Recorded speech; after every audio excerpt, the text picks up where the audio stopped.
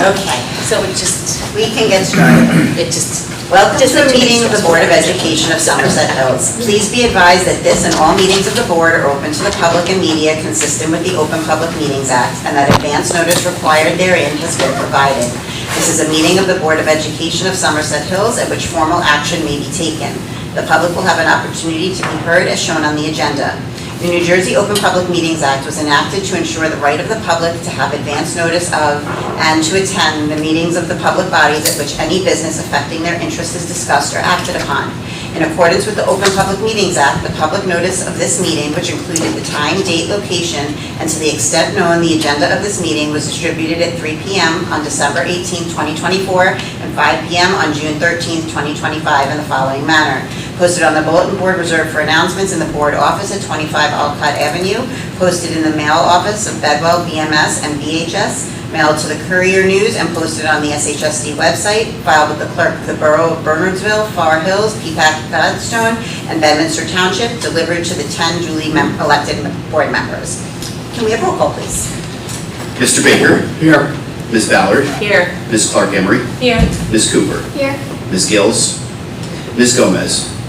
Mrs. Hoppy. Here. Mrs. Santoro. Mrs. Rye. Mrs. Frenda. Here. We have a quorum. Okay, thank you. Okay, then we are going to move to go into executive session. The Open Public Meetings Act authorizes a public body to exclude the public from that portion of a meeting at which specified topics are to be discussed under circumstances where the public consideration of such topics will clearly endanger the public, or where the personal privacy or guaranteed rights of individuals whose activities or affairs are to be discussed will clearly be in danger of unwarranted invasions, and the matters about to be presented for discussion clearly meet the circumstances of such act. The Board of Education of Somerset Hills now adjourns its public session to reconvene an executive session for the purpose of discussing the following: student matters, personnel, litigation update, and CSA evaluation. The discussion in executive session will be disclosed when the board's consideration of the subject matter has been closed, or that such matter does not adversely affect the rights or of prospective, current, or past public officers or personnel of the board, unless such individuals have in writing requested the disclosure of such discussion at a public meeting, and provided such public disclosure will no longer endanger the public interest. Can I please have a motion to go into executive session? Ms. Ballard, and a second, Ms. Cooper. Thank you so much.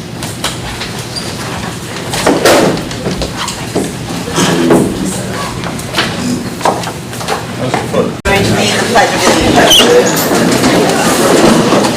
Pledge allegiance To the flag of the United States of America and to the republic for which it stands, one nation, under God, indivisible, with liberty and justice for all.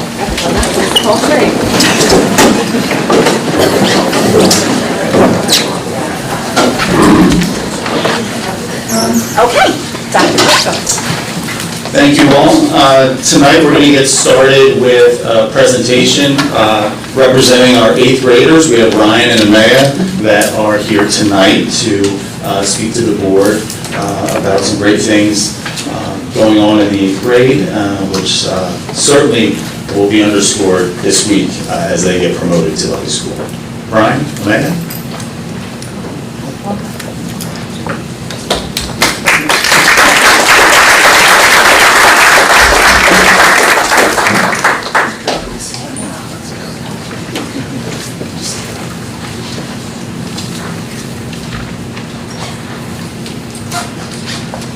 Good evening, parents, board members, Dr. Broschel, and fellow peers. My name is Amaya, and I was a member of the BMS Earth Science team that competed this year. Earth Science team is an after-school club that meets weekly on Tuesdays for an hour. During these meetings, we prepared for the 4 competitions that occurred in January through April with the guidance of Mr. King. The January competition was hosted at Ridge High School, the February and April competitions took place at Bernards, and the March one took place at Mount Olive High School. Not only were we competing, but Bernards High School also had multiple science teams like chemistry and biology which competed as well. BMS ended up finishing 2nd in the state, and as we were the only middle school team, we are pleased with our final standing. We would like to thank Mr. King for introducing the New Jersey Science League to us and providing this wonderful opportunity, and for his support and encouragement of the team. As for our school's end-of-year field trips, 5th grade visited Lake Hopatcong. There, they studied macroinvertebrates and identified the cleanliness of the water, putting a scientific twist on the fun. 6th grade traveled to the Camden Aquarium on May 19th, where we got to walk across rope bridges floating above sharks and observe marine life. Finally, 7th grade visited the Franklin Institute last Monday to experience all the interactive exhibits that the museum has to offer. All grades had a great time on their trips, and all were very successful. I will now turn it over to Ryan for an update about the BMS baseball team and 8th grade trip.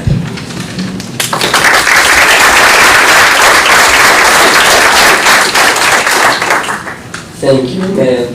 Good evening, I'm Ryan Dago, and I'm in 8th grade and play on the BMS baseball team.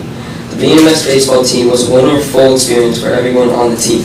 Both the upperclassmen and lowerclassmen got along really well. Coach Malik and Coach Filieri led our team all the way to the second round of the state playoffs.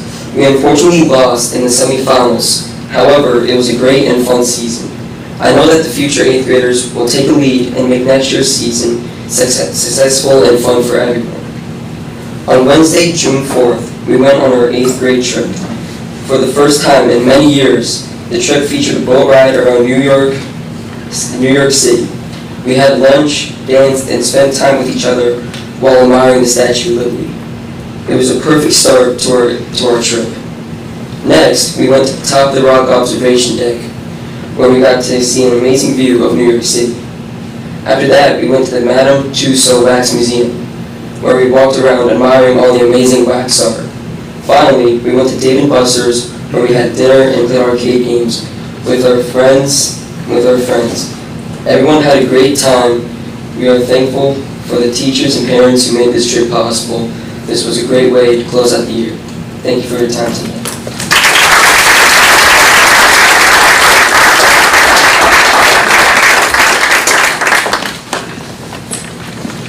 We have Nora from the high school. Is Nora here? Nora's not here, and I have a gift for her.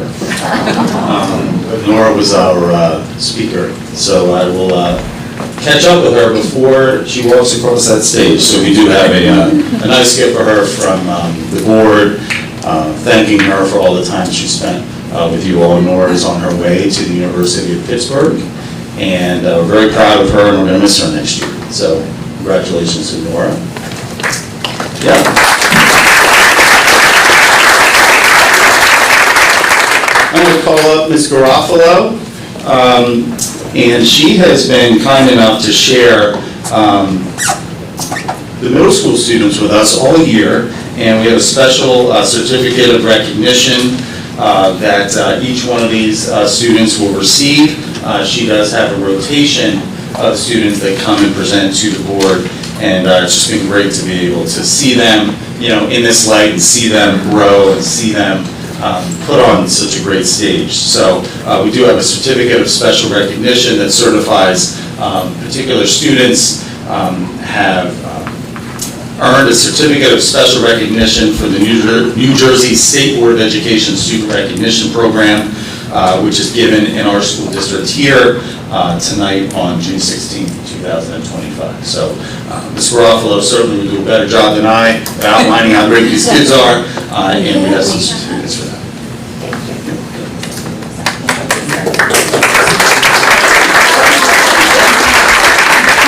Thank you so much, and excuse my voice. I just want to say that we are really fortunate to have such a great group of 7th and 8th graders who spend considerable time getting their speeches together and really being able to highlight and share all the positive things that we're so proud of that go on at BMS Middle School. So as you come up, please come up and receive your certificate. And again, thank you all so much for all that you do to really, as I said, highlight the great things that go on at BMS. Clarissa Caggiano.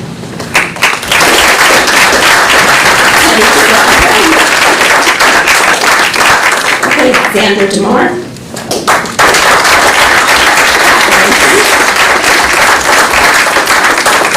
Samuel Emery.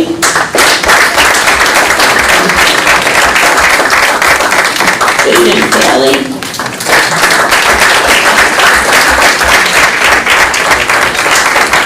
Owen Finley. Jared Friesen. Owen Gagliardi. Catherine Gable.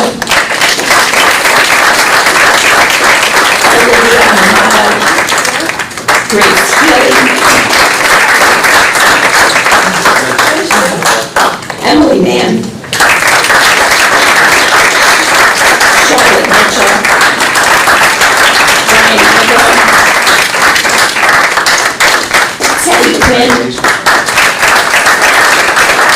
Amaya Graham. Peter Sawney. Owen Wolf. Sorry. And Sienna Acton. And thank you again, and 7th graders will be having you next year as 8th graders training our upcoming 6th graders, so thank you. Sienna, I'll hold that for you. Thank you.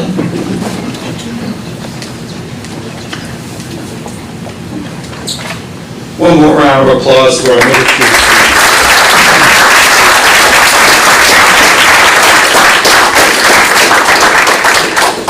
Speaking of our middle school students, one of the most, and frankly, faculty members, one of our most successful programs in the entire district happens to be the middle school earth science team.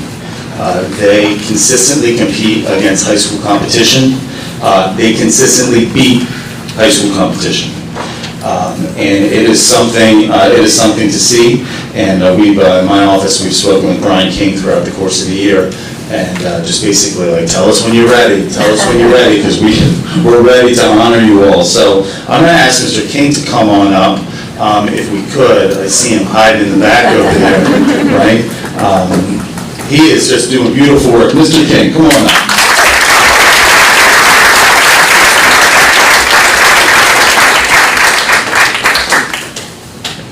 So, Mr. King, don't go anywhere. We want to take some time to embarrass you a little bit. And I know you fought me a little bit to put this off as long as we could.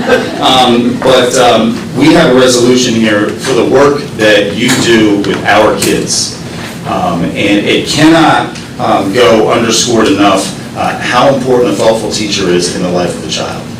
And you have influenced and impacted these kids in vast and far-reaching ways that they will always remember, and frankly, so will I.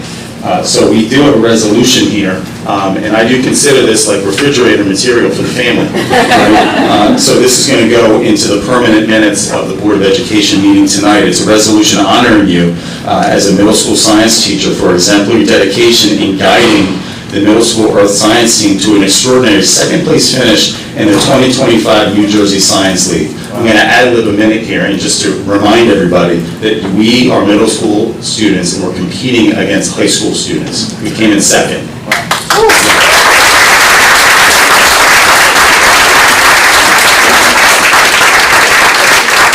Whereas the Somerset Hills Board of Education gives special honor and commendation to educators who exemplify dedication, care, and excellence in teaching, and foster student passion and academic excellence at the highest level. Whereas Brian King is part of the Bernards Middle School and serves as an inspiration to his students and the staff members alike, and the superintendent. Now therefore be it resolved by the Somerset Hills Board of Education that the members of the board hereby commend you, Brian, for your commitment to the SHSD science program, to outstanding leadership, and to the months of dedication and hard work with the middle school earth science students who achieved an extraordinary second-place finish amongst high school earth science teams in New Jersey. When the Somerset Hills Board of Education adjourns on this day, it does so in honor of this achievement earned by Brian King.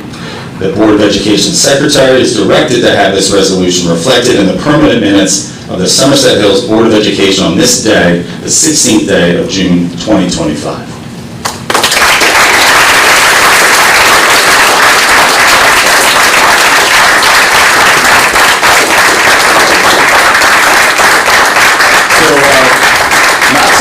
Mr. King, I had to wait for the applause, but you got all the way to the back row. But we do have your students that we're gonna bring up here in honor too.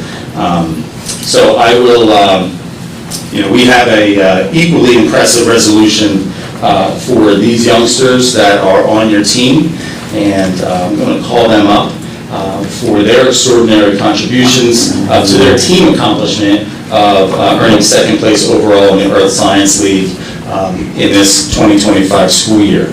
And the Board of Education does give special honor and commendation to our dedicated students who perform and compete at the highest academic level with effort, responsibility, and a positive attitude. Whereas all of our team members participated during Burnsville Middle School's Earth Science Team meetings and state competitions from November 2024 through April 2025, and displayed passion, grit, and determination when applying scientific principles and investigative procedures during problem solving. Whereas these students are part of the Burnsville Middle School, and these students serve as an inspiration to peers and staff members alike. Now therefore, be it resolved by the Somerset Hills Board of Education that the members of the board hereby commend these students for their extraordinary accomplishments along with their team in placing second overall in the Earth Science competition during the New Jersey Science League. When the Somerset Hills Board of Education adjourns on this day, it does so in honor of the achievements earned by these students, and the Board of Education Secretary is directed to have this resolution reflected in the permanent minutes of the Somerset Hills Board of Education on the 16th day of June 2025. We have some students we're going to call up. Mr. King, the first student is Paige Warner.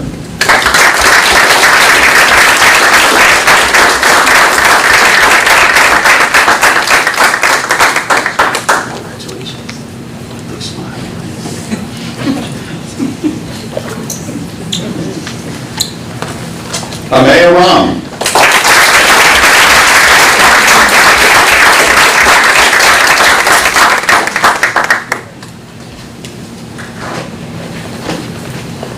Gabrielle Omlor.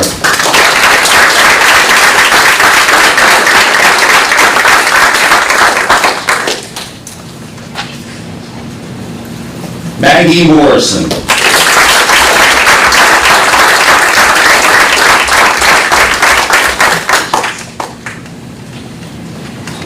Brielle Morrison.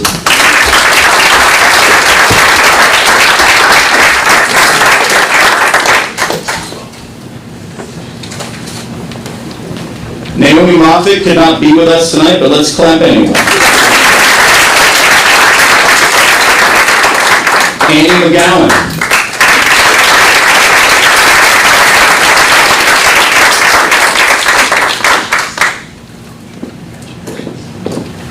Isabella Matos.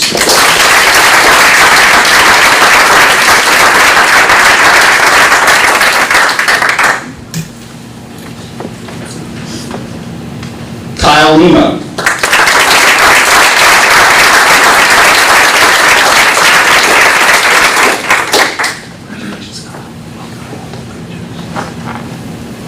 Molly Hunsicker.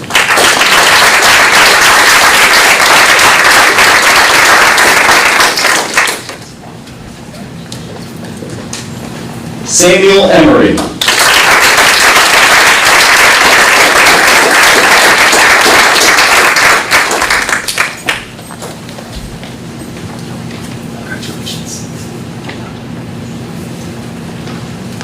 Sienna Upland.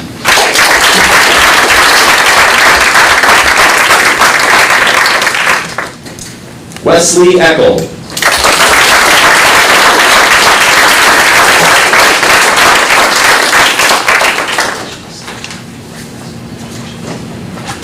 Catherine East.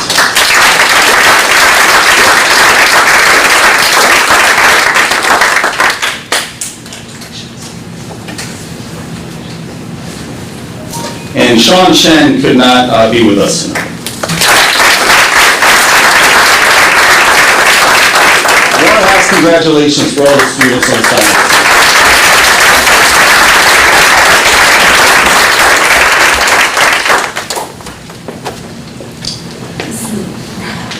So, I have a photo up here. And it happens to be like one of the greatest days of my career. And it's just like sometimes you have to stop and you have to appreciate just the things that make you smile. And last Thursday, to commemorate the last day of classes for the seniors, one of our seniors did indeed drive this vehicle to school and parked it in a spot. And I just thought it was great. And sometimes you need some levity. And I just got a kick out of it, so I wanted to share with everyone. So, interestingly, the student that drove this is studying agriculture at Cornell University when he graduates here, so it all just kind of makes sense. It was just a great, I just got a kick out of it, so I thought you guys would too. So. We have some congratulations here. Continued congratulations for our students that are certainly achieving great things.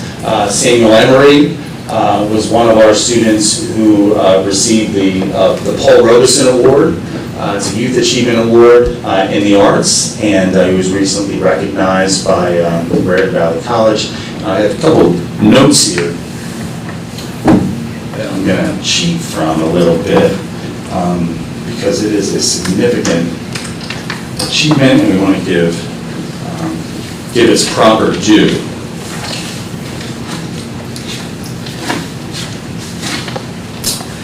So Samuel earned the Paul Robeson Youth Achievement Award in the Arts. This prestigious honor recognizes students who demonstrate outstanding talent, but also embody the values that Paul Robeson stood for. He stood for human rights, civil rights, equality, freedom, and the importance of unity among all people. As many of us have come to know, Samuel is creative and he's dedicated. He has a passion for the arts, and he has a commitment to using his voice and his talent to make a difference. He was recognized at a ceremony recently at Brandon Valley Community College, and he was recommended by his counselor, Ms. Michelle Atkins, and his teacher, Ms. Pat McMillan. So congratulations to Samuel.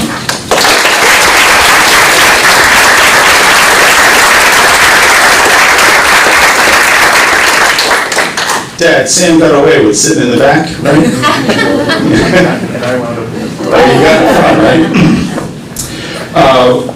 We had a recent showing at the Central Jersey Marquee Awards. We had 5 Berners High School students who were nominated for awards at the Central Jersey Marquee Awards ceremony. This was held at the Carteret Performing Arts Center back in May.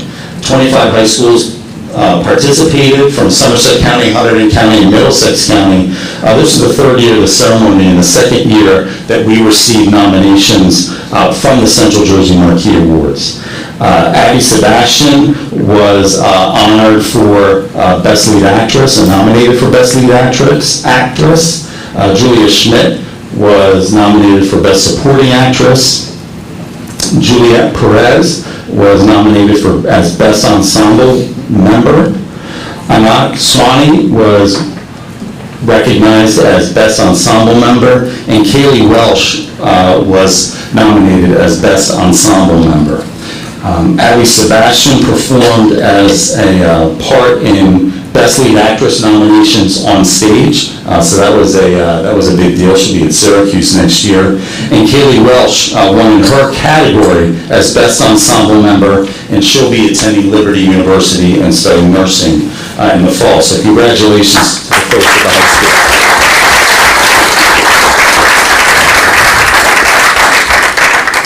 We have a Random Act of Kindness Club from our middle school who successfully completed its annual donation drive at the middle school. They collected an assortment of cat food, dog food, toys, and other essential items to help an abundance of animals that are in need.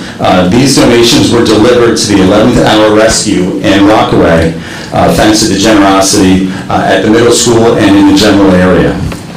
Our students in the Random Acts of Kindness Club got to learn about animal rescue efforts. They were able to interact with several adoptable cats, and they learned about how the cats arrive at the rescue, and they were able to learn about the various circumstances that the cats have had to experience, including medical issues. So that was certainly very educational for the children. The Random Act of Kindness Club extends its gratitude to all the families here, as does the 11th Hour Rescue, who did inform us that if there's anybody in the audience, or for the million people watching online, that they are looking for homes for cats and dogs. So if you're in the market, you can hit up the 11th Hour Rescue. That does not apply to my son Liam, who's hitting us hard on wanting a dog. So, moving on to our AP Physics achievement, the New Jersey Science League is a monthly science exam competition from January to April, which we heard about tonight. There are over 300 students in each subject area across the state. Students compete individually and as a school team in various subject matters. We have 3 juniors from the high school that received honors for their outstanding performance. Lucius Spiteri was 5th in the state in AP Physics 1. Congratulations to Lucian.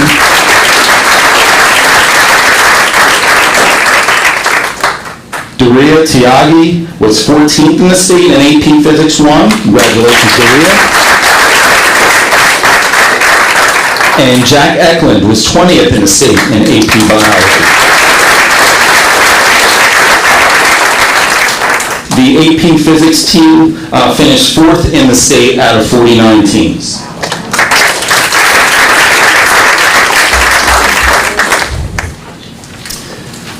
I didn't really think he could outdo himself after watching Mr. Thurlow's work at Bedwell last year, but we recently had the Bedwell Boardwalk event at Bedwell. It was an amazing experience for students, staff, and parents alike. The event featured creative projects inspired by the beaches, by wildlife, and boardwalks of New Jersey.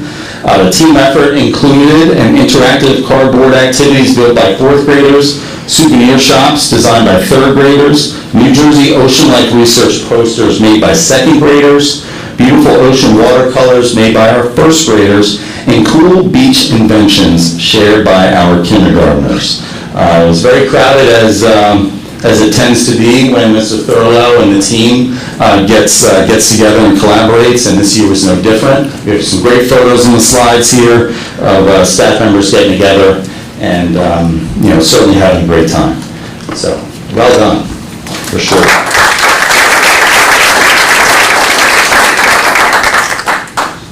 In the past few months, we have presented on particular initiatives that are taking place in our school district that are funded by the Somerset Hills Education Foundation. I'm going to present on our 3rd one tonight. Students in Mr. Simino's Multimedia 2, 3, and 4 classes have been hard at work creating digital copies from some game film, which includes games going all the way back 50 years that have been discovered in the annals of Berners High School.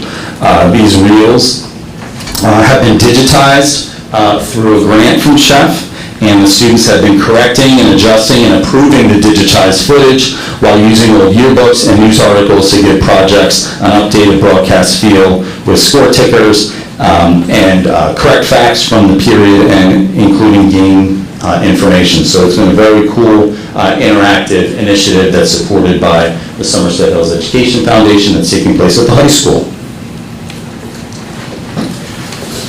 Recently, middle school teacher Luke Lashak joined a podcast called the Inclusion Think Tank, which is supported by the New Jersey Coalition for Inclusive Education. Mr. Lashak teaches at the middle school, and he's on a podcast and discusses the principles of using universal instructional design, scaffolding, and differentiation in order to support all learners. We will have live links to his podcast inside of this presentation when it goes up on our website. So congratulations to Mr. Lashak for promoting some great things.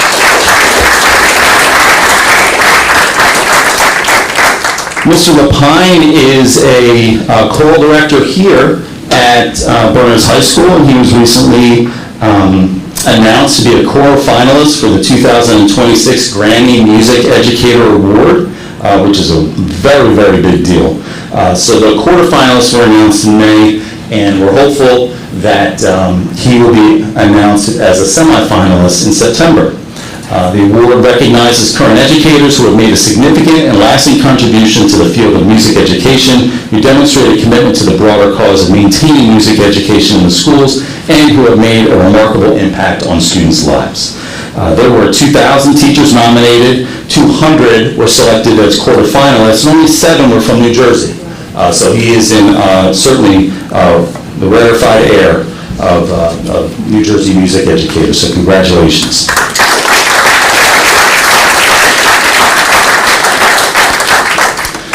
Recently, back in August and September, Burnsville Middle School implemented a program called Capturing Kids' Hearts, and they had a terrific implementation due to some energetic implementation and buy-in from the school staff from beginning to end of the school year.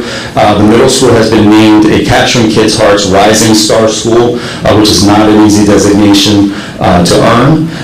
This implementation got kicked off this year and just continued to capillary out, and we start to see the program fostering a relationship-driven culture between adults and children that does have significant impacts at the classroom level and in our hallways.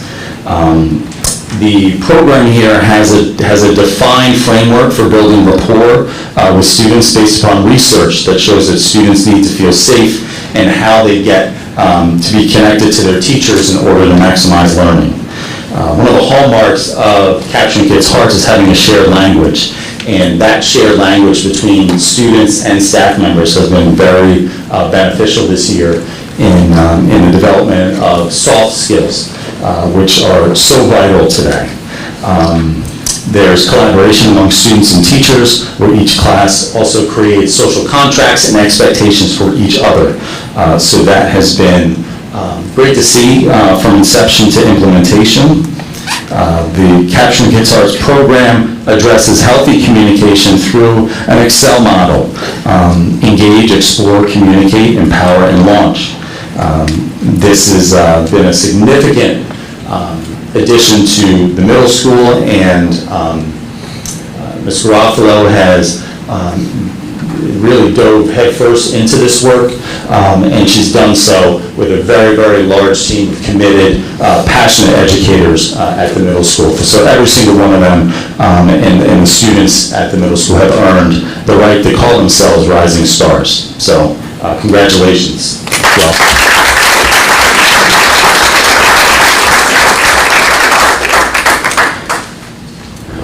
Peter McCafferty was named as our June Everyday Hero, but to be fair, what he did on behalf of a medical incident at the high school, makes him far more than an everyday hero.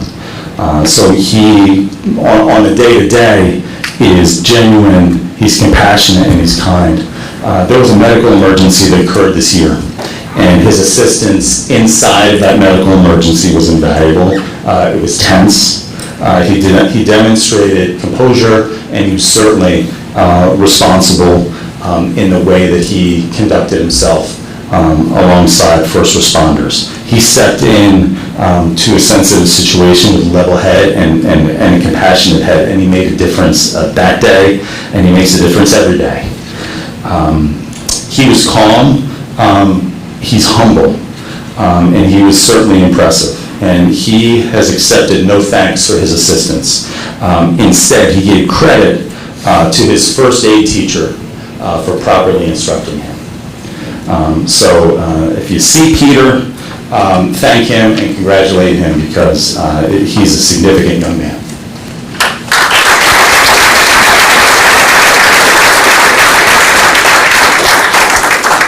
We have a team that has, we've reported out on our everyday heroes throughout the course of the year. There are a group of high school staff members who collect staff nominations throughout the year. Newsom Chang, Allison Snyder, Jose Dobbin, Jillian Chrisman, and Jerry Siaco. And they do such a great job of honoring the people that do the great work when nobody's watching. So each of our winners have received a generous gift certificate from Nicoletta Pizzeria, and we appreciate their support for our community.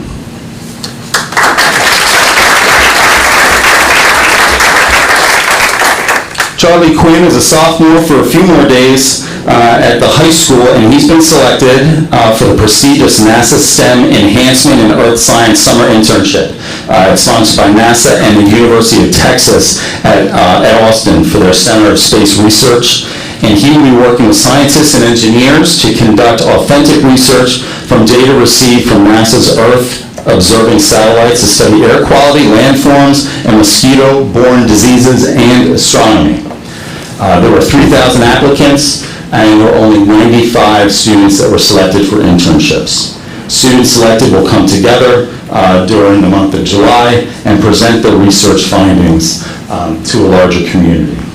And I'll quote Charlie that he's grateful for the Somerset Hills School District and its teachers for preparing me for this opportunity, and especially Mr. Anderson.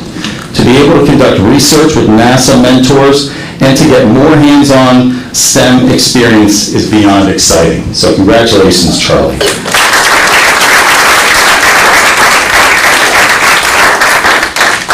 We continue to share some photos from our baseball and track and field programs, which have yet to be recognized and shared out with the board. So certainly another successful season on all of our athletic fields. And I've got a fun little photo here from our middle schoolers, our current 6th graders, who are wishing all of us in the district a restful and rejuvenating summer break. So.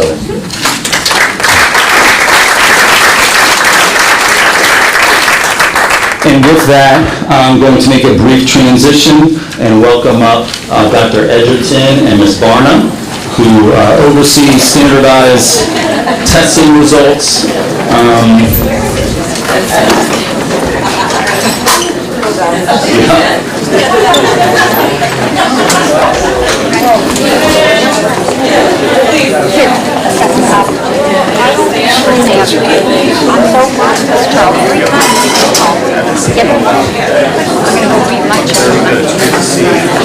Don't tell him.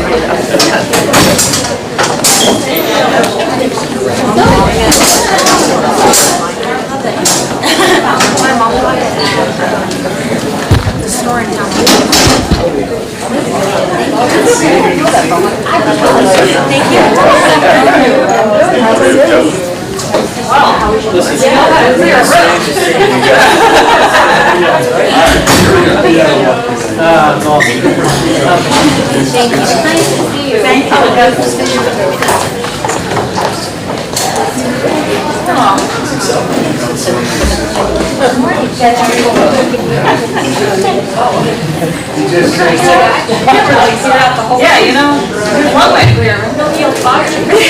Wow. I would go home if I were. We'll make it everything. They missed the dance, so. You're one in the audience.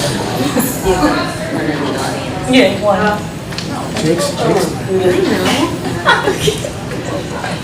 Well, hello. Report? Okay, thank you. So we are here to present a GPA result from this spring. This was... Okay, thank you.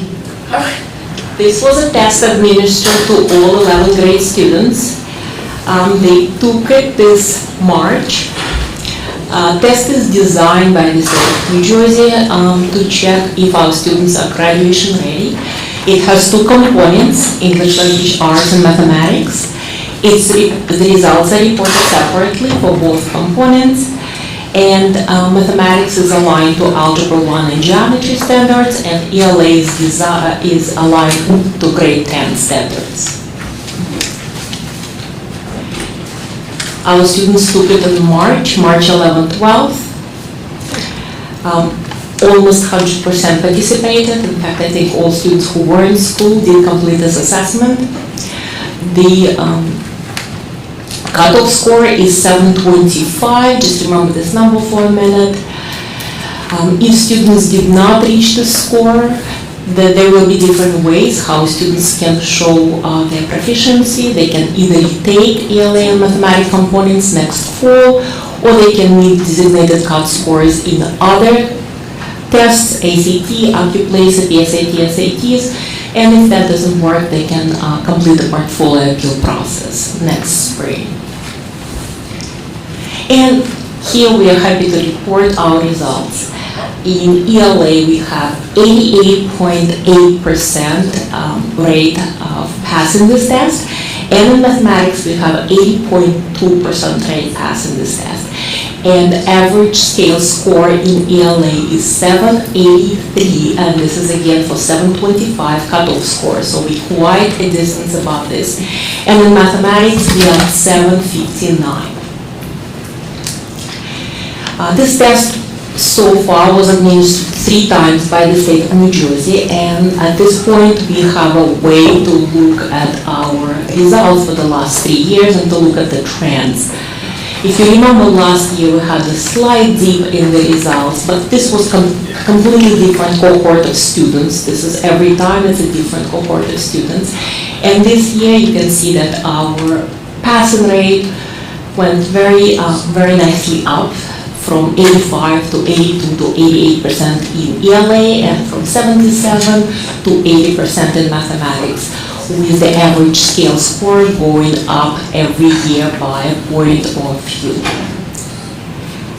And at this point, we'll talk a little bit more about ELA and mathematics separately, about different cohorts. Thank you, Dr. Edgerton. So here on this slide, we see the breakdown of the subcategories for the ELA portion of the exam. Remember, we were happy to report that we are at 88.8% of our students who are seen as graduation proficient based on this exam. You see also we've broken this down. You have gender, ethnicity, and race, and then there are other subgroups which include students with disabilities, economically disadvantaged, and then our multilingual learners. Something to keep in mind, remember when you're looking at the other subgroups, is that a single student can be in multiple subgroups. So those percentages are not going to equal to 100, because you could have a student with disabilities who's also economically disadvantaged and identified as a multilingual learner. We were interested, a point of conversation has been looking at how are our males and females scoring in comparison to each other. And if you're looking across, you can see we're more or less, we do better than the state, but we have the same sort of fluctuation across male and female test takers. A group to look at here, happy to report, our Hispanic and Latino category. We had a much higher passing rate than we did in the past, but I do always put a little asterisk on that. They're completely different cohorts of kids, so it's difficult to compare them year to year. It's just a different mix, a different group. And then we don't ever really see these students take this test again to be able to compare to. So that's just always something to kind of hold on to. But it does help us see, where do we want to kind of think more about our attentions. Multilingual learners, 26.7%. Another thought to think about here, in order to have an alternate pathway to graduation, all students must sit for this exam. So sometimes we have a student recently entered into the country who we do have sit for the exam, do the best that they can, because then that allows us to do more individualized programming after we've gotten their results.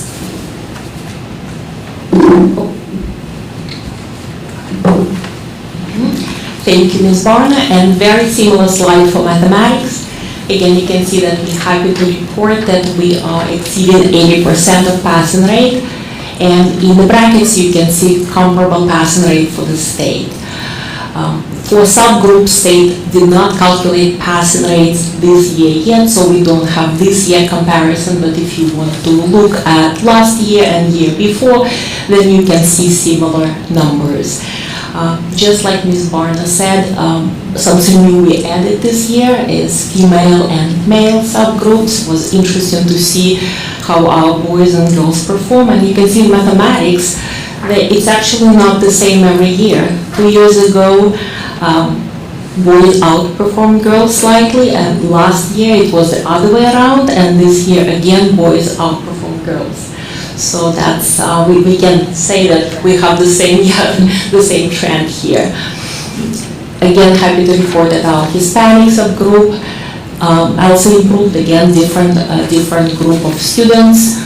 And we always keep an eye on our multilingual learners, economically disadvantaged, and students with disability. Again, these subgroups partially overlapping and maybe overlapping a lot.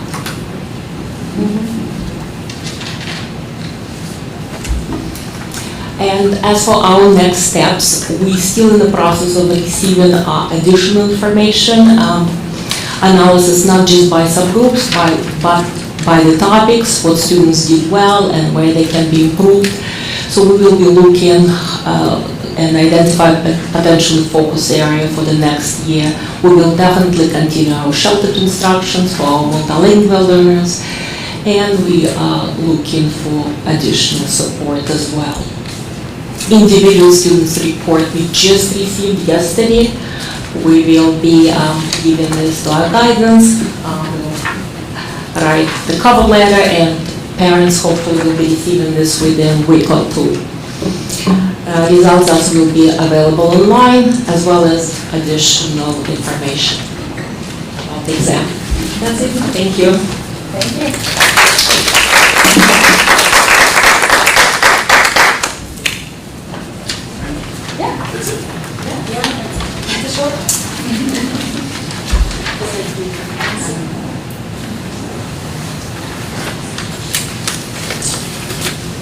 Thank you, ladies. So next on our slide deck is some follow-up regarding our work with our families whose children have special needs. We have begun a special education parent advisory group, and we did have a meeting last week. And it was designed to discuss challenging behaviors and managing those behaviors in order to mitigate summer slide.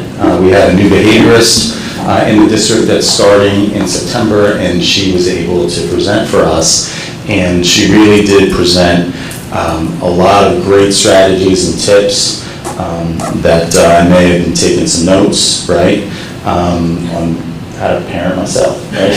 so everything was, it was really productive. We were able to send this slide deck out. We are looking for parents to kind of move into a leadership role here in this work as we just kind of begin to gel again and reset. So I found this session to be productive, and I did note that the parents that were there did pepper the presenter with borrowing and taking some resources that we're providing to them, and it was really productive. So happy to see that. Our district website is continuing to undergo its kind of behind the scenes work.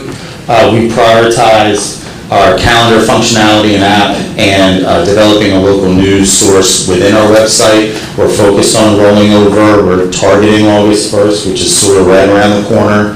I'm happy with the progress. We have our good partner here, Connor Flynn, who is just doing beautiful work with all of the different departments in order to assist in that rollover. One of the non-negotiables that I have is to be able to build on the communications work that is taking place through Mia Bivolets, who, as you know, is my assistant, which is no small feat, but she's also spearheads all the communications. So she has produced probably over 100 examples of press releases since I began. She has her fingers on the pulse of some of this website work with Connor. We're talking about kind of diversifying some things from the communications perspective from her office, just so parents know where to get things, how to get things, and kind of developing a schedule on where to access things. So very, very happy with how things are moving forward in the area of communication. And as you know, I put high priority on the website as the community's one-stop shop for information, rather than on a social media platform or a collection of social media platforms. I think the website needs to be our own social media. This is how we're speaking to the community. So that's been my focus. The board collaborated with the Somerset Hills Education Association on a successor agreement, which is a fancy way of saying contract. And they have been very, very productive, both sides. And it really takes two to have a productive relationship, and both parties put forth a lot of great work. They were able to sign a memorandum of agreement on May 29th. It was, that last meeting started on May 28th. We went into the 29th. Not necessarily by choice, but it was a choice for both parties to stay, and they stayed and they were productive. So this ensures that there's continuity in terms and working conditions for all of the folks that are covered by the collective bargaining agreement. Teachers, secretaries, paraprofessionals, custodians, certain technicians. They were able to develop new terms and conditions in a variety of ways, and they were able to arrive at financial terms that ensure consistency for the next 3 school years. So that is on the agenda for tonight. So, how do you get there?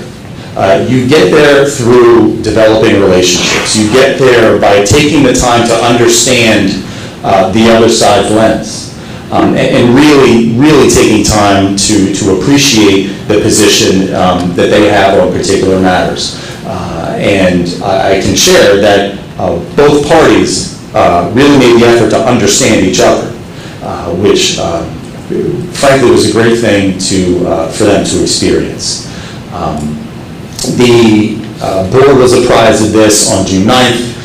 Shay did ratify this on June 13th, and it is on the agenda tonight for your consideration. So this didn't happen overnight. It happened over multiple years. The board leadership did spend significant time with Shay leadership, just developing a relationship on things that had to do with the contract, on things that didn't have to do with the contract. And I think one of the things that is so critically important is to memorialize our relationships and to make the effort. And the effort was made. Mrs. Frenda and Ms. Santoro have led that with Sarah Falzerano, Chris Hall from Shay. And that can't be underscored, the pre-work that was done, just to be able to understand each other. So happy to be a small part of that, and I'm happy that it's on the agenda for the board to consider tonight. Ms. Frenda, that does satisfy my report. Thank you very much, and thank you. Looking through the pictures on there, I mean, you did start off with the tractor, which was definitely a highlight of last week. So Yeah, tractor was awesome. That was a fabulous opener, but that was a phenomenal report, and what a way, for me anyway, to close out the year with a celebration of so many amazing things from our students, staff.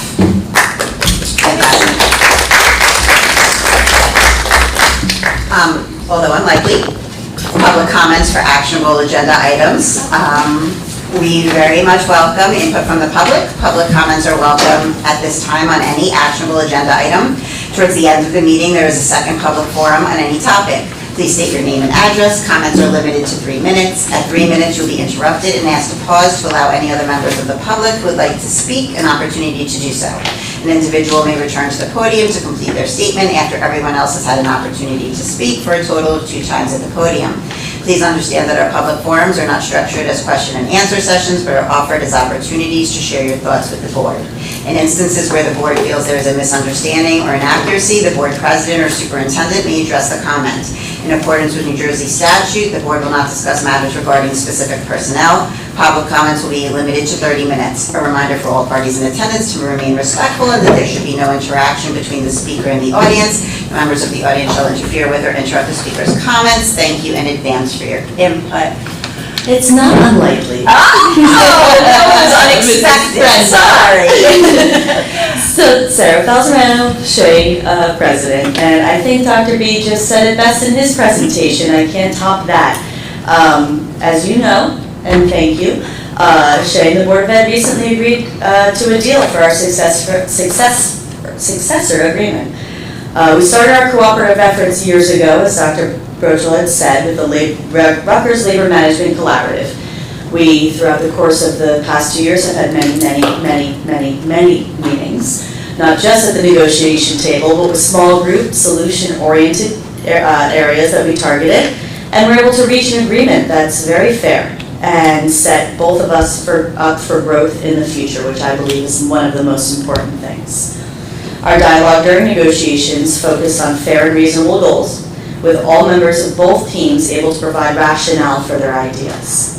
In true negotiation fashion, we both made concessions, but the ability to understand each other's point of view was so invaluable for all of us, and it's really great collaboration for our future. So, on behalf of the SHE negotiation team, the 7 of us, and the entire SHE membership, we thank you, Board of Education, negotiation team, and Dr. Brochel for your patience, your time, your support, for not only our successor agreement, but our continued ability to work together for our staff and therefore ultimately our students. So thank you.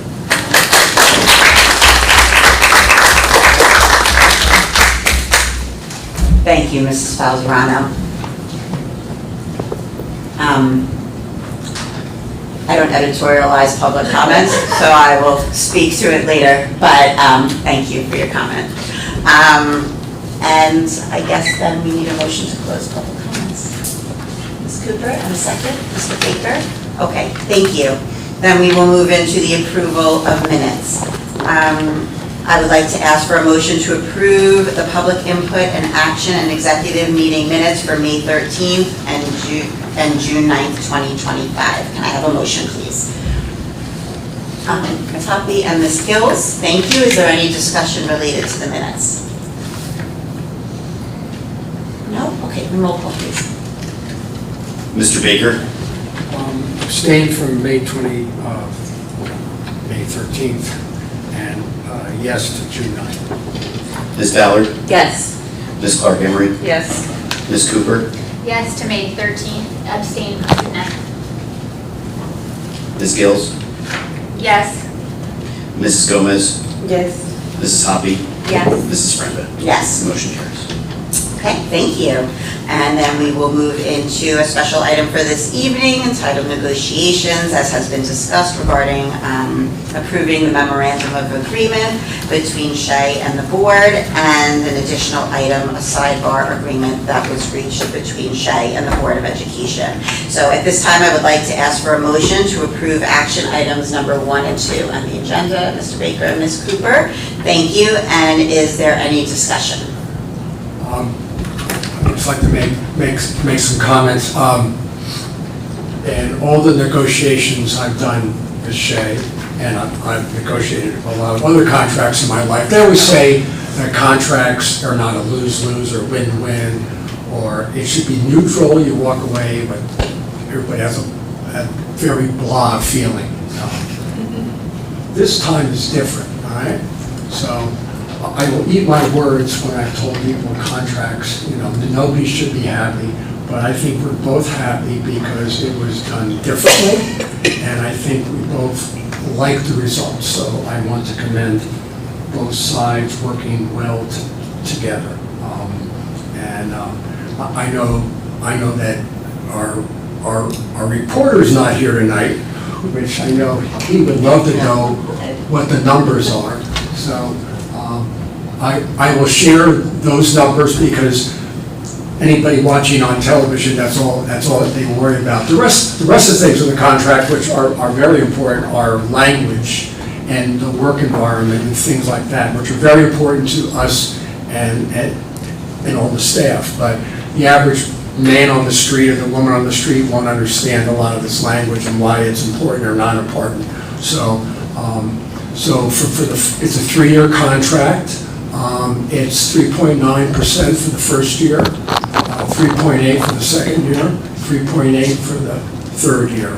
And stipends are adjusted on the second year at 3.5. Just so people know, that's what the average increases are. Some staff members might get more 1 year, might get less than those numbers, but the board is giving the pool of employees 3.9, 3.8, 3.8, and the salary guides have been reviewed by everybody, and we're happy with those. So I would like to say that I support the memorandum of agreement wholeheartedly, and I urge other board members to vote in the positive. Thank you. I'm going to weigh in there too. Okay. Not on the numbers. The numbers I know are important to the taxpayers, but as a member of the negotiations team and this board, speaking to also some of the comments that Dr. Brochel and Ms. Falzarano made, this negotiations was special. That ability to hear one another and that ability to work for the greater good of the district together and to understand those needs in a way that was new. It was a tremendous experience. I don't think it can be overstated, and I'm really proud that to have been a part of this process and have these collective boards to have worked together in the way that they have. I do just need to say, although Dr. Brochel always tries to minimize his impact and his role, he was a tremendous asset to us in this process and a tremendous leader in this work. So I too wholeheartedly support this memorandum of agreement, and it is my honor to vote on it tonight, as well as the sidebar. Very important, and I am very happy to be voting on that as well. Anybody else? No, then we can roll call. Mr. Baker, Yes. Ms. Ballard, Yes. Ms. Clark Emery, Yes. Ms. Cooper, Yes. Ms. Gills, Yes. Mrs. Gomez, Yes. Mrs. Hoppy, Abstain. Mrs. Frenda. Yes. The motion carries.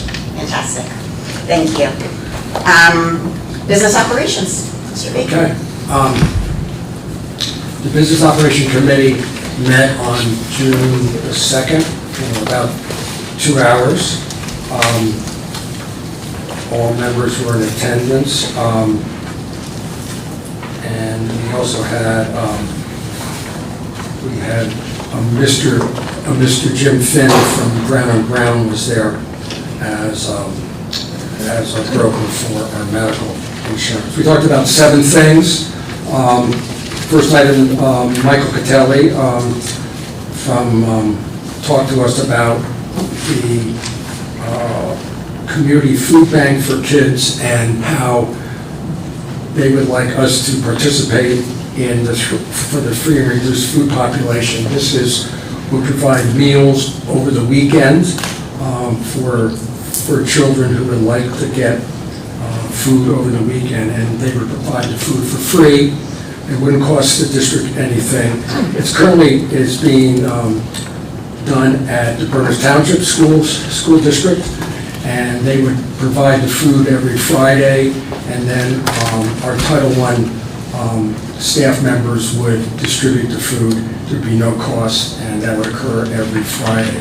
So the committee felt that we should give that a try at Bedwell to start off.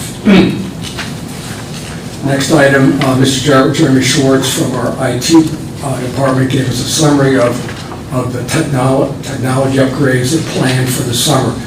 There's 6 different projects, and I'm not going to bore you with all the technology jargon, because I don't even understand some of them myself. Then we also had Mr. Logori reported that he developed a board calendar for the starting for July 2025 through January 27. And that's on the agenda tonight as number 7, and it covers all board meetings going forward, and that way that we can adjust our committee meetings to mirror those board meetings. We also discussed the Mountaineer Booster Club has requested approval to do sell laser engraved seat plaques, like to take a seat that's being done in the pack for all the bleachers on Alcott Field. So we discussed that and felt that was appropriate. It would cost $150 for a seat in the center section for adults and $99 for students in the student sections, known the bleachers. The money raised would go to promote good sportsmanship and team building events across all sports.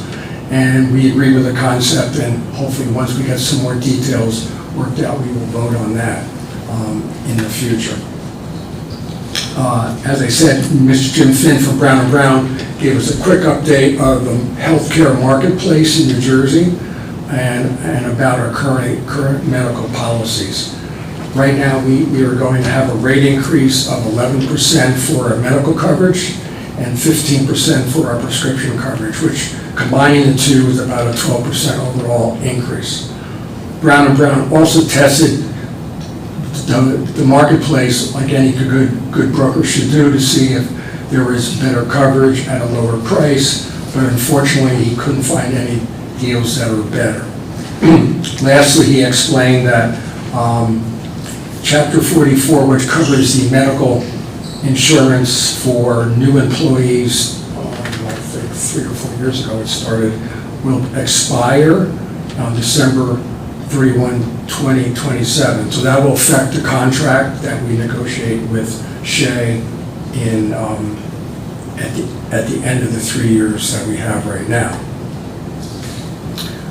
Dr. Broschel also proposed we use a consultant and Mr. Patrick Duncan to review the Shea salary guides, and we did that. We voted on that approval at our June 9th meeting, and Mr. Duncan reviewed the salary guides and gave us his feedback, and that allowed us to make the approval of the salary guides. We also discussed the upcoming pool parties, which I'm assuming are kind of cold out there right now. And because we had to get those done for the June 9th special meeting, and that is all we talked about. Okay. Back to you. Thank you. So then I will ask for a motion to approve action items number 1 through 56 on the agenda, please. Mr. Baker, and a second. Ms. Cooper, and any discussions related to business operations? And we can roll call, please. Ms. Ballard, Yes. Ms. Clark Emery, Yes. Ms. Cooper, Yes. Ms. Gills, Yes. Mrs. Gomez, Mrs. Hoppy, Yes. Mr. Baker, Yes. Mrs. Frenda. Yes. Motion carries. Okay, and do we have any new or old business to be added to business operations this evening for a future agenda? No? Okay, then we move on to curriculum. Ms. Cooper. The curriculum committee met Tuesday, June 3rd for 2 hours. All committee members were in attendance, and we were joined by Dr. Brochel, Dr. Butler, Dr. Edgerton, and Ms. Barna. We kicked off the meeting by discussing the new universal literacy screening guidelines for kindergarten through grade 3, which Ms. Barna presented to the committee.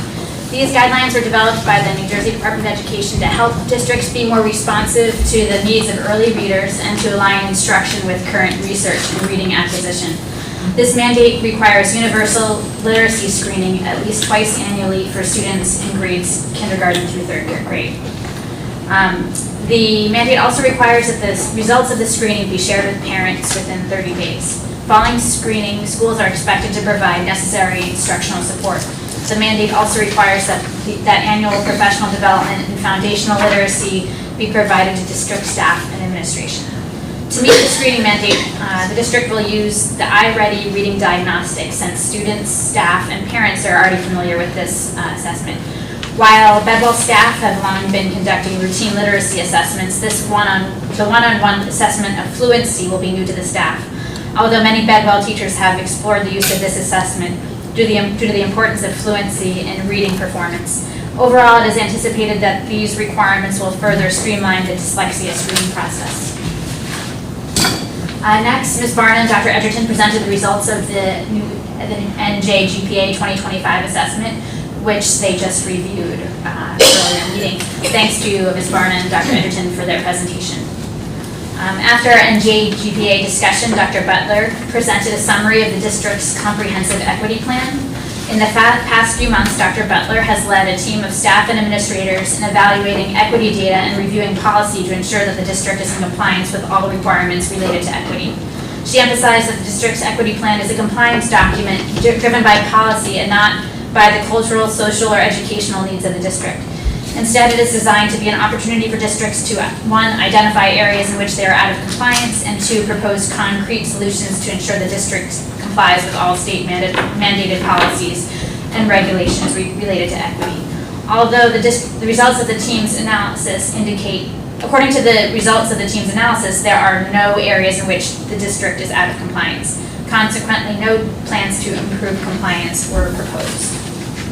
While the committee was really happy to hear that we are not out of compliance in any area, some members expressed concern that the district continues to face cultural and social challenges related to diversity, equity, and inclusion. The committee hopes that the results of the Rutgers survey and Capturing Kids' Hearts initiatives will provide direction for additional interventions to address these challenges. And we want to thank all of the staff and administrators who participated in this extensive process led by Dr. Butler. One committee member expressed concern that the district did not respond to and is not following federal executive orders regarding DEI. In response, we discussed the fact that in the U.S., education is primarily a state and local responsibility and not a federal responsibility per the U.S. Constitution. As a result, state governments have full authority to create, fund, and regulate public education. Federal laws such as Title IX or civil rights statutes does apply in public schools, but usually as a floor, not as a ceiling. In other words, states can provide more expansive protections, as New Jersey does through its anti-discrimination and anti-bullying laws.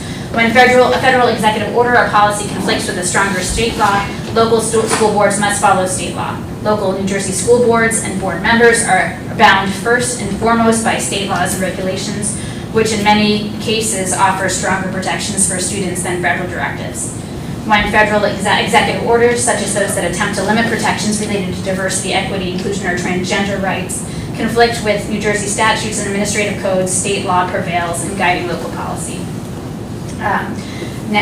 No concerns were raised regarding professional development or field trip requests. And then, in response to a board member's question, we briefly discussed progress on an initiative that was introduced to our committee in May of 2024. Last year, we discussed initiating a school-based analytic approach to examining student achievement using a variety of different data sources. In our meeting on June 3rd, Dr. Burchell indicated that efforts to improve school culture, climate, and relationships within the district are likely to facilitate these efforts. And that concludes my report. Thank you, Ms. Cooper. So then at this time, I'd like to make a motion to approve action items number 1 through 6 on the agenda. Yes, thank you, Ms. Cooper. And a second? Ms. Ballard, thank you. And any discussion related to curriculum? No? Okay. Then could you roll call? Ms. Clark Emery, Yes. Ms. Cooper, Yes.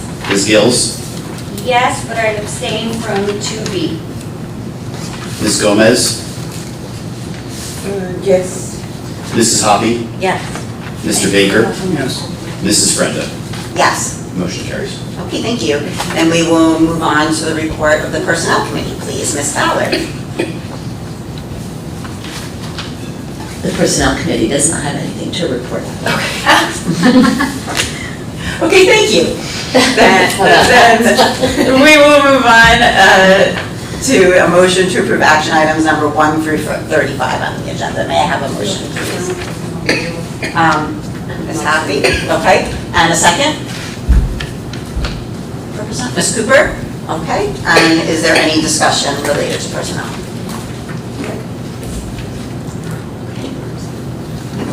Okay, then roll call, please. Ms. Cooper, Yes, but I abstain from 28. Ms. Gills, Yes. Mrs. Gomez, Yes. Mrs. Hoppy, Yes.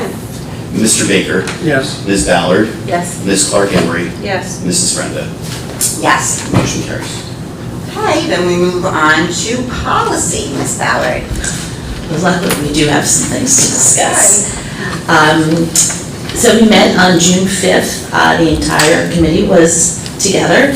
And so we took this time to dive into policy 0164, conduct of the board meeting. The issue of the timing of the public comment section was raised and discussed. The current practice is 30 minutes on actionable agenda items early on in the meeting after the superintendent's report. Public comments are at the end of the meeting after all business has been resolved and board announcements have been made. Concerns were voiced over this, as this is usually fairly late in the evening, perhaps dissuading folks from attending and commenting. Also mentioned was the frustration of waiting and the fact that folks are tired at that point of the day. A robust discussion ensued. Historical context. This is a hot topic. Conversation centered around what we're doing in board meetings. It is a meeting of the board in public, not a meeting of the board with the public. Focus should be on the important work of the agenda. New topics being brought forward are, of course, important, but not in the context of the work of the meeting. Comments read, agenda influence the context of the meeting. Second comment section is about new business. The business of the meeting is done. Now it is time to focus on the comments from the public. A member raised the point that after the superintendent completes his report, there is a captive audience. Moving public comments to this point could give folks who are present a chance to speak. It was pointed out that the Millbourne Board of Ed meetings start earlier at 7 p.m. Perhaps an earlier starting time would be an option. 6 p.m. was suggested, but could also be difficult for both board members and the public. Another question was raised whether we should do executive meetings after the board meeting. The counterpoint to that is outside of HIBs, often the things discussed in executive session are on the actionable agenda that night.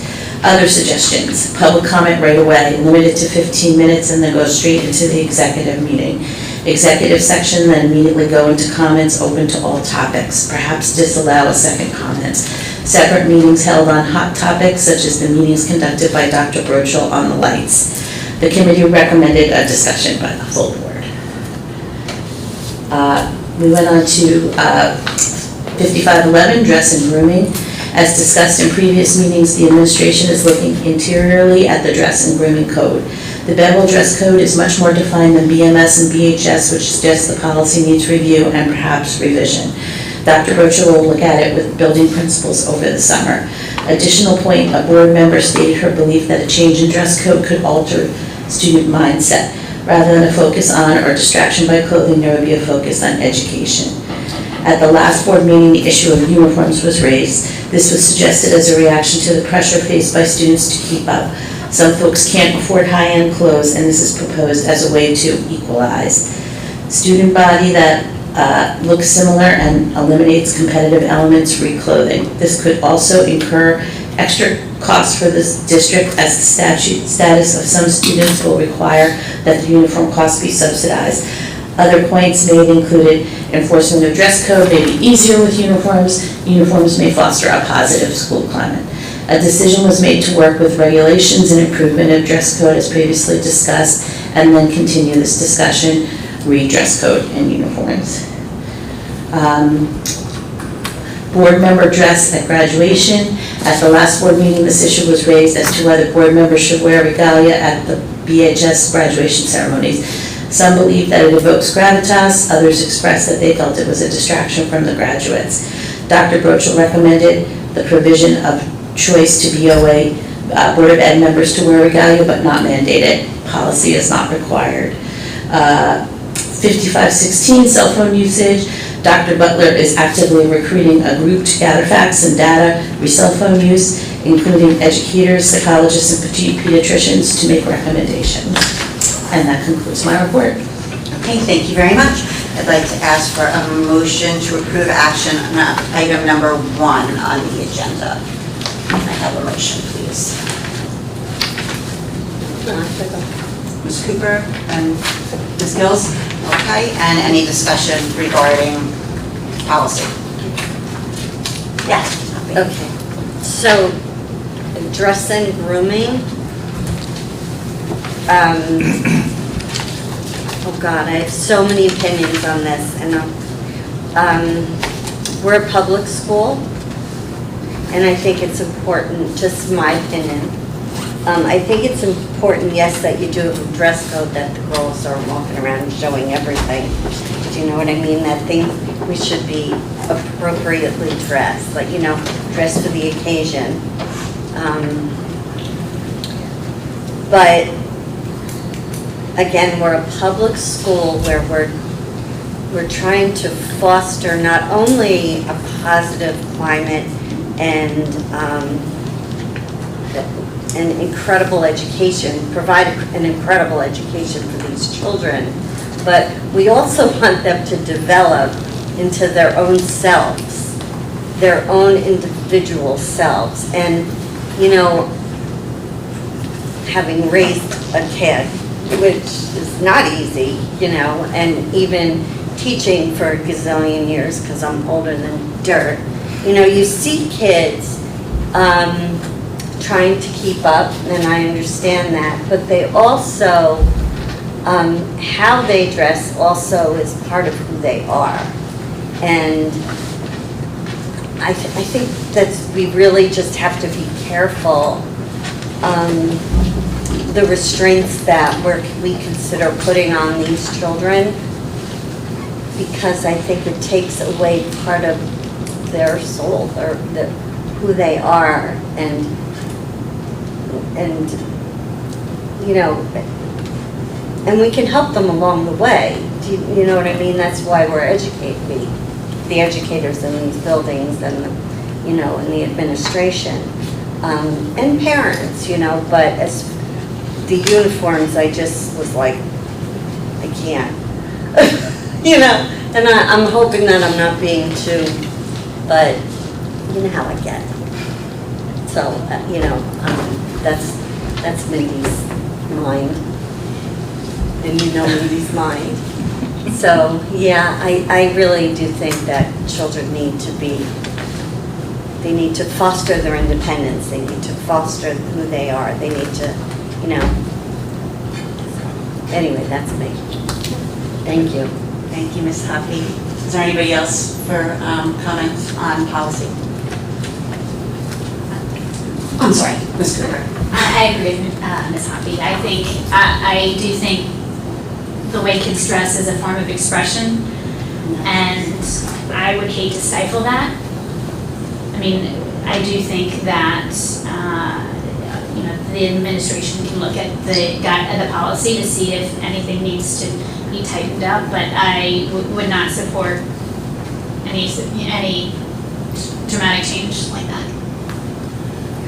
Can I just interject for a second? I just want to make sure the board is clear that the policy, in my opinion, is appropriate. Okay. The administrative regulation that the board. Sorry. Yeah, we've just been saying policy in broad strokes. Yeah. So the policy is, in my opinion, appropriate. The administrative regulations are what I'll work with the principals on, because as Felicia alluded to in her report, they are far more restrictive at Bedwell than they are middle and high. So that's the area that we're going to come back to the committee on. Sure. Are the That sounds regulations, good. yeah. Thank you. I think also, because people are also afraid to say something once the kids get a little older. Do you know what I mean? Because God help you if you make a comment that might be interpreted as something inappropriate to, if there's a male teacher to a girl, you know, to a young lady, or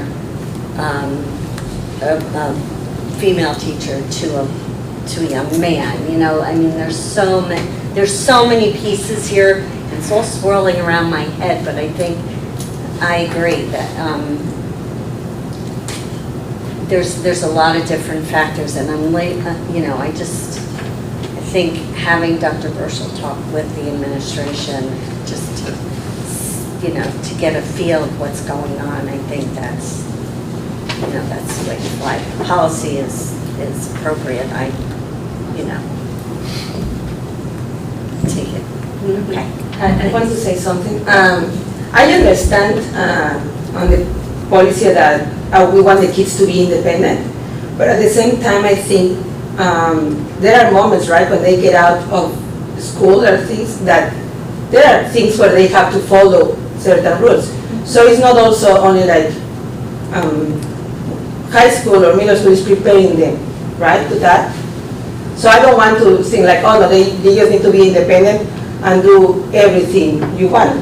So I understand, but I'm just wanting to say that I'm also I have talked to many kids that have been in school and how they suffer sometimes because the disparity on the there is a lot of bullying sometimes that can be avoided, I think, if they follow a more strict dress code or grooming.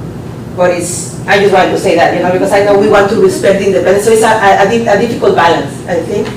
So, and I know it's very difficult in middle school to tell the kids, I know, because even teachers is like, sometimes they just want to put a blind eye, right? It's like, oh, I didn't see anything. But I think it's important because sometimes kids also need those, rules or guidelines.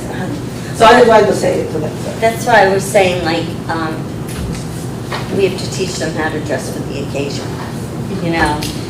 Well, I feel like that could be the parents, and I know what you're saying, you feel like you're stifling their creativity. I was in a uniform from K to 12. Creativity was hair, makeup, nail polish, shoes. You can be creative in other ways. I just think that the uniform, I agree with Gabby, you have kids who have nothing, and then kids who live in mansions, and life's not fair, but if this is one thing we can do to help the kids feel better about themselves and not feel less than, because it is a competition. We could say all we want, it's not, but in their minds, it is. Or maybe I want what they have, why can't we have it? Which was the question I used to pose to my parents a lot. But that, and I also think it gets rid of all this dress coding. Like this is the uniform. Maybe the skirt's a little short, that might be pointed out, your shirt's buttoned too low, who knows? But I think it alleviates that dress coding a child, because most likely it'll be females who get dress coded, I think, more than boys. I don't know why that is, but I just think it'll be an easier for everybody, but I could be wrong. I wanted to weigh in on that as well, we are a public school, and there are challenges, obviously, with having disparities in socioeconomic disparities, and certainly with a wide diversity of population in a district comes a wide diversity of dress, resource, and all of those things. I'm proud in the Somerset School District that our guidance department works very collaboratively with all types of organizations to make sure that all of our students are cared for and have the things that we need. We have amazing community organizations that do the same.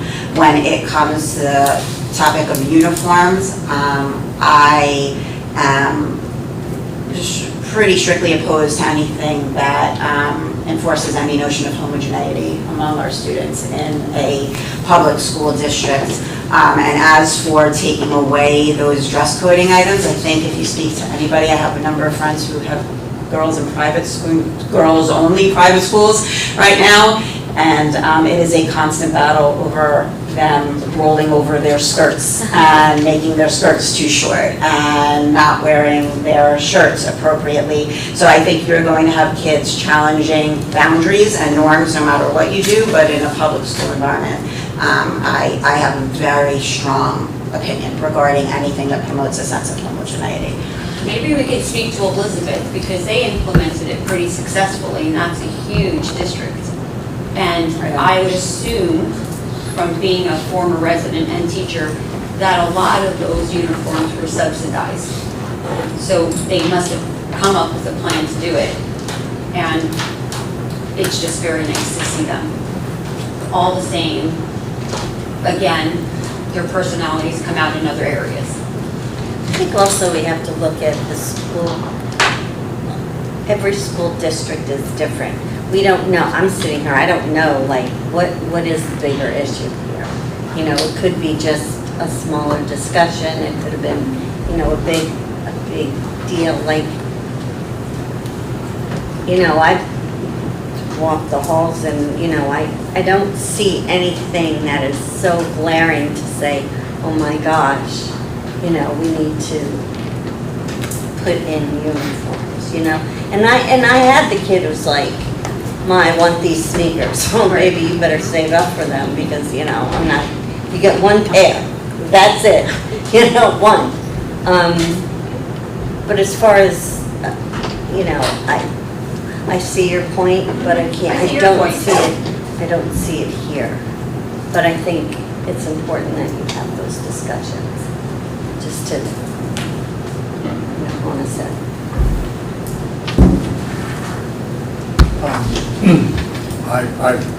I've been working on dress codes my whole life in the workplace, at schools. My wife went to private school. I know the issues that you brought up. But we're trying to teach our children how to survive in the workplace. And the workplace doesn't have the uniforms. There are exceptions. But trying to teach adults how to dress appropriately in the workplace is challenging. And you can, like I went to a wedding and, you know, said formal attire, and you know what happens at a wedding. Not many people follow that rule. So you really have a rule. It's like, well, we're trying to teach children and young adults to be how to survive in the workplace. So they have to learn about dress code, and it's difficult. And I know everybody wants to do what they want. So that's going to be for them for the rest of their lives. And so I don't think uniforms are an appropriate answer to the problem. They're not the answer to the problem that we're worried about, you know, and so I would not support that. And just switching gears, going back to the other thing in policy, I would recommend on public comments to push it back to policy and do like we've done other things, is we need to survey what's out there, because I've read a lot about how other districts do it. I think if the administration get like 10 or 15 way other school districts do it and see there are a lot of other options, I would entertain other options, but I want to hear from other school districts whether it's worked well or badly when they make a change. So that would be the way I would go there. And I think that way, sort of like what Dr. Bushel did on finding when schools start, when, and what time do schools start in August, that kind of feedback is very helpful. We do it for salaries, we do it for a lot of things, so we survey all the schools to see what's appropriate. And I don't want to make a judgment because there's probably 30 ways you can do it. And I think, so we need to find that information and study it carefully. Because it is, as this board, we've changed it a lot, but I've heard other boards have done some remarkable, you know, innovative things to make it run better. So I'd like to see some of those things.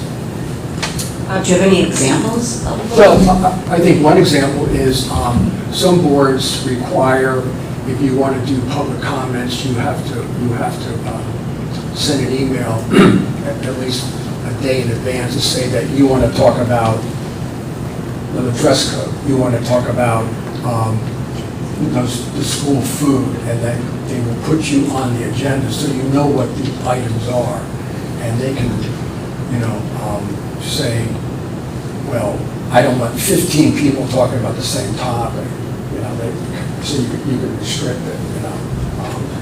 That's one way to do it. And apparently that works fairly well from what I've heard, so. Is there anybody else on public comment? I have one. Yeah. I think it's something that just should be looked into, because I know just from myself, things pop into my head just when people talk. So I don't know if I would never be the one to email saying I have a comment on, you know, because that's not how my brain works. You know, I'm gonna sit and I'm gonna listen, and then I'll have a comment, you know, or have something to address. So well, I think what they're doing that in the early part. And then if people want to wait till the end to come up with something, you could spread it. So it solves the issue of the people they've got something they want to talk about, and they can schedule it, all right, early on, where if people are in the audience, that, just like you said, it pops into your head, and they want to talk, so you do that at the end, it kind of makes the meeting flow smoother. Thank you. I wanted to thank Felicia because you tabled it for me. Thank you for that.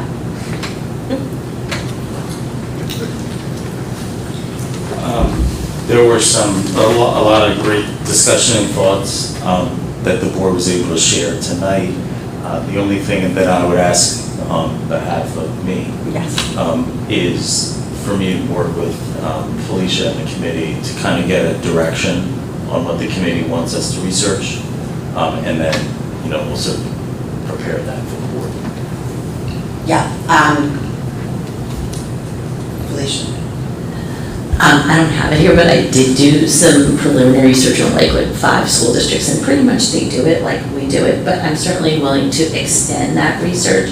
And also I think we need to consider what the recommendations are from NJSBA, like how to conduct the meeting too. It's essential, and I'm kind of like hot on that because I went to the conference on policy, and that's something that they recommended certain ways, although certainly they had a couple different ways to sequence it, like maybe you just get to talk once for between 3 to 5 minutes and nobody revisits it or whatever. So I do think there needs to be some research done. If people want to hit us up, if you want to let me know what you would like to know more about, I'm willing to partner with Dr. Rochel and do some research, and then we can present it to the committee and then present it out.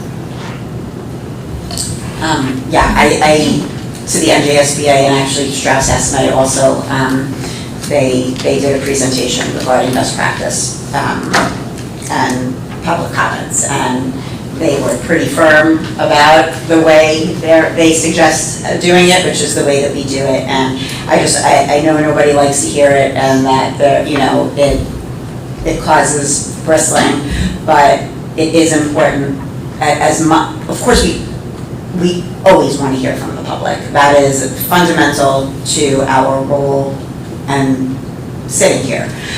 We always want to hear from the public. But we also have to recognize the purpose of our monthly meeting. And the purpose of our monthly meeting is to conduct the business of the board. And it is to have a meeting in the public, to conduct our business where the public has a right to be heard. And our current structure allows for that.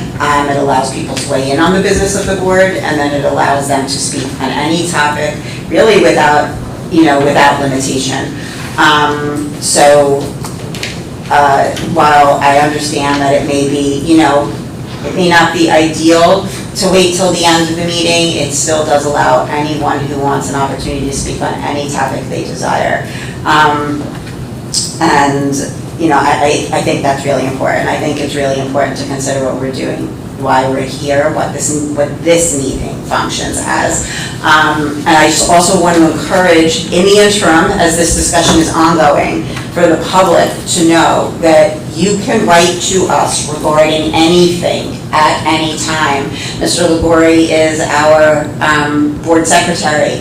Correspondence can be sent to him via email with a request for it to be disseminated to the full board. Or you can send them to us independently. There are any number of ways to do that and to contact board members and to have your voice be heard. So while this is being discussed, and in an ongoing capacity, I encourage the public to make use of that mechanism for communicating with the board as well. Is there anybody else? No? Okay, then we can roll call. Ms. Gills. What am I saying at this point? There was a motion on the floor to approve the policy items on the agenda. Oh, so sorry. Yes. Mrs. Gomez. Yes. Mrs. Hoppy. Yes. Mr. Baker. Yes. Ms. Ballard. Yes. Ms. Clark Emery. Yes. Mrs. Cooper. Yes. Mrs. Frenda. Yes. The motion carries. Okay, so then we are going to move on to student services. Student services didn't meet this month, so there is no report for that committee, but we do have some items to approve, so I'm going to ask for a motion to approve action items number 1 through 3 on the agenda. Can I have a motion, please? Ms. Ballard, and a second? Ms. Gills, okay. And is there any discussion for student services? Okay, well, before we vote, I did just want to return to something that Dr. Brochel brought up in his report, and that was the CPAG meeting that was conducted this month. I was fortunate enough to be able to attend. I thought it was absolutely fantastic. I thought the content and the presenter, who is going to be a staff member of ours, was phenomenal. There was so much utility, and I think in terms of work that came out of Operation Responding for Excellence, I think that is a direct outgrowth, and I hope that we see members of that parent community come out to take a leading role in that work and to promote the growth of that group, because from that one meeting, that will be a tremendous resource and a really great opportunity for everyone. So I just wanted to commend the presenter. I wanted to commend our student services department. I thought that was fantastic. Anybody else? Okay, then we can roll call, please. Mrs. Gomez. Abstain? Mrs. Hoppy. Yes. Mr. Baker. Abstain. Ms. Ballard. Yes. Ms. Clark Emery. Yes to items 1 and 2, and no to item 3. Ms. Cooper. Yes. Ms. Gills. Yes. Mrs. Frenda. Yes. The motion carries. Thank you. Okay, board announcements. The views and opinions that are may be expressed by individual members of the Somerset Hills Board of Education during board announcements are solely those of the individual board members and do not reflect the views, opinions, policies, regulations, and/or positions of the Somerset Hills Board of Education and/or any other individual members of the board. Does anyone have anything for board announcements? No? Okay. Yes. My report neglected to inform you about the graduation contingency planning in the event that you're able to attend. So the weather is wonky, we're in this weird cycle, and it's been obviously pretty wet. So we did put a message out to the parents today saying we're looking at a window from 2 to 7 to start. We will not know when we're going to start until Thursday. So stay tuned. It's not ideal, but we very much want to have an outdoor ceremony, and we will identify a time that we believe will allow us to do that. So Nia will be in touch with you regarding what our final decision is, but we wanted you to be aware that it's pretty clear that that's where we are. That we will be watching the weather. Yes. Okay. Thank you. And I just want to say congratulations to the future graduates, right? Yes. It's middle school and. Yeah, that's for sure. It's a And great the time high of year. school. I'm excited, I would love to see. And one thing I wanted to say, I was looking, I follow many sports, especially football, my son plays. But I watched the game South versus North, and there was a Bernard's high school kid. Oh, I wasn't aware of that. Right? Yep. And they lost by 1 point. Okay. But it was very nice because I have many students to my work. So I was like, oh, I know that kid, and I didn't know that kid, and then I said, oh, Bernard's high school. So I just wanted to say it was very nice to see it was North versus South, and it was a good game, and just 1 point difference. Wow. So congratulations to that kid. Thank you. Is there anybody else for board announcements? No?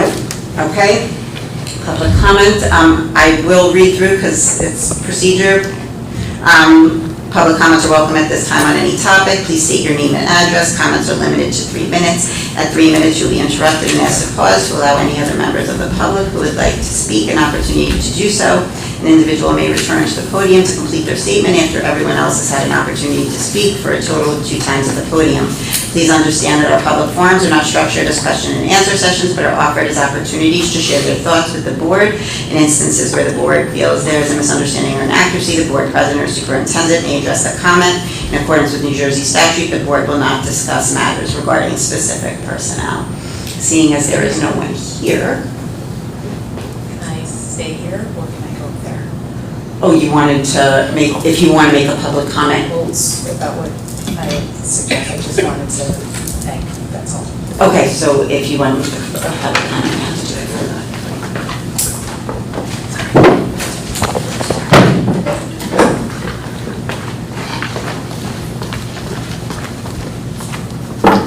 Hi, Holly Clark-Emery, Lucas Drive in Bernardsville. I just wanted to commend the board, Dr. Brochel, and I guess Sam and Heather as well, for acknowledging our beloved Dr. Butler. They had come, it had come to light that she was being, paid severely. Just the general, just to thank the board for acknowledging Dr. Brochel, Sam, Heather, everybody else who came to acknowledge somebody on staff that was not getting the appropriate salary, and that was something that was discussed. And I just wanted to say, we can't discuss that. No. Then thank you.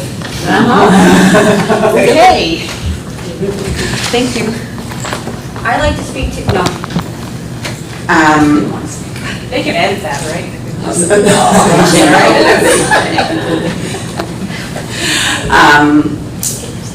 Okay, yes, so assuming there are no other public comments, then we are going to need a motion to close public comments. Ms. Cooper? Second. Ms. Gills? Thank you. Okay, we are not going to move to adjourn at this time. We're actually going to go back into executive session. I know we like to give it time. I would say I'm going to give it not to exceed maybe of an hour, since I don't have a good idea of time frame. But can I get a motion to go back into executive? Ms. Hoppy and a second, Ms. Cooper. Thank you. Stay here. We can stay here. Yes. Okay, yeah. Let's just close. No, it's not. Is it my? No, she was asking. No, I know, I'm just looking at the time. It's a lot more than 9:25. 9:25? Okay. All right.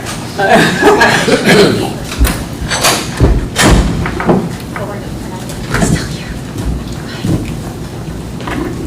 Okay, well then, okay, so we can get started. Welcome to the meeting of the Board of Education of Somerset Hills. Please be advised that this and all meetings of the board are open to the public and media consistent with the Open Public Meetings Act, and that advance notice required therein has been provided. This is a meeting of the Board of Education of Somerset Hills at which formal action may be taken. The public will have an opportunity to be heard as shown on the agenda. The New Jersey Open Public Meetings Act was enacted to ensure the right of the public to have advance notice of and to attend the meetings of the public bodies at which any business affecting their interest is discussed or acted upon. In accordance with the Open Public Meetings Act, the public notice of this meeting, which included the time, date, location, and to the extent known, the agenda of this meeting was distributed at 3 p.m. on December 18, 2024, and 5 p.m. on June 13, 2025 in the following manner.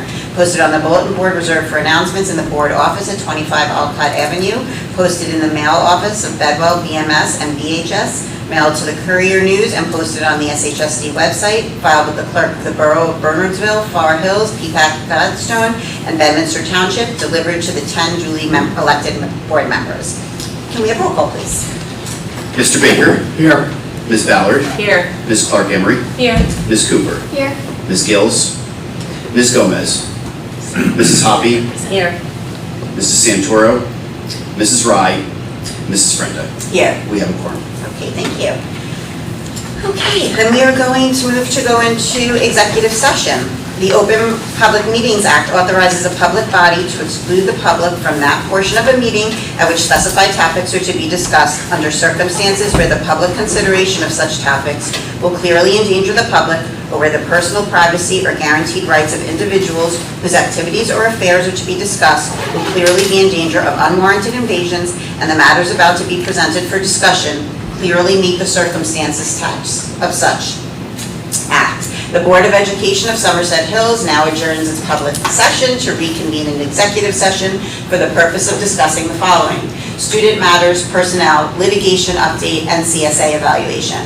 The discussion in executive session will be disclosed when the board's consideration of the subject matter has been closed, or that such matter does not adversely affect the rights or of prospective, current, or past public officers or personnel of the board, unless such individuals have in writing requested the disclosure of such discussion at a public meeting, and provided such public disclosure will no longer endanger the public interest. Can I please have a motion to go into executive session?